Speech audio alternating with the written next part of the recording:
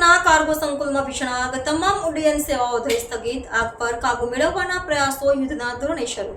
બાંગ્લાદેશની રાજધાની ઢાકા ખાતે આવેલા હઝરત શાહજલાલ આંતરરાષ્ટ્રીય વિમાન મથકના કાર્ગો સંકુલમાં ભીષણ આગ ફાટી નીકળી હતી. આ ઘટનાને પગલે સાવચેતીના ભાગરૂપે વિમાન મથક પરથી તમામ ઉડ્ડયન સેવાઓ તાત્કાલિક અસરથી સ્થગિત કરી દેવામાં આવી હતી, જેના કારણે વિમાનોની અવરજવર સંપૂર્ણપણે બંધ થઈ ગઈ હતી. પ્રાપ્ત માહિતી અનુસાર બપોરે આશરે 2:30 વાગ્યે કાર્ગો સંકુલના એ વિસ્તારમાં આગ લાગી હતી, જ્યાં આયાત કરાયેલો માલસામાન રાખવામાં આવે છે.